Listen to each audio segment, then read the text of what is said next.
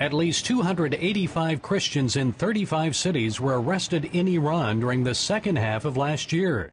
Many have spent weeks and even months in prison, often serving long stretches in solitary confinement. They also have endured interrogations and psychological abuse. Iranian pastor Hormoz Shariat is with the International Antioch Ministries.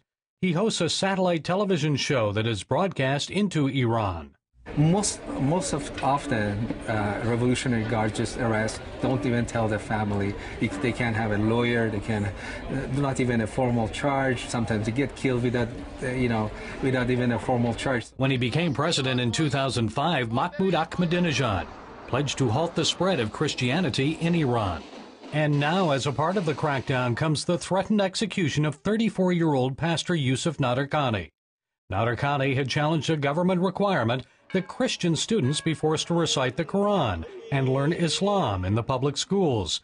He's a leader of one of the country's fastest-growing house churches, now 400 members. Pastor Yusuf was arrested in October 2009. He was eventually charged with leaving the Islamic faith, even though he claims he was never a Muslim. After he was sentenced to death, Christians prayed and others in the international community demanded the pastor's release. The Iranian government responded, saying the world had it wrong. Nadarkhani was charged with rape and extortion, not apostasy. His case is now in the hands of the Ayatollah.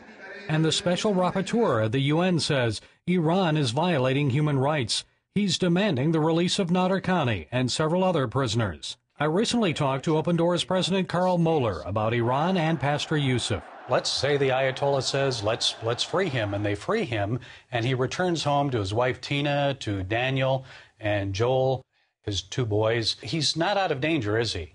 No, unfortunately, he's not out of danger at all. In fact, what we've seen in numerous cases over the last 30 years in Iran is someone may be judicially acquitted or released on a technicality, but then their lives are deeply also under threat because, as was the case with Mehdi Dabaj in the 90s and with Pastor Hosepian, the reality is they were killed after they were released from interrogation and from imprisoned.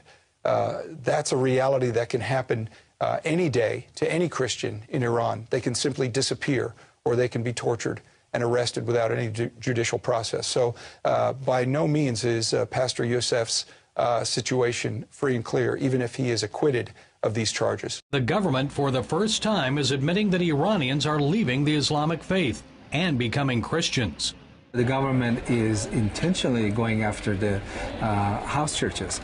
You know, the supreme leader, he came and said the house churches in Iran are a threat to our national security. And that was a signal, says Shariat, for the government to target house church Christians, and especially their leaders. Iranian Ayatollah Mesbah Yazdi has warned against the strong attraction of Christianity among Iranian youth. And he recently admitted the government crackdown has failed to stop the spread of Christianity in Iran. Middle East analyst and author Joel Rosenberg. People like Pastor Yusuf and others are putting their lives on the line for the gospel of Jesus Christ. More Muslims are coming to faith than ever before, but it's not enough. We also need to pray that the gospel is spread throughout all of Iran.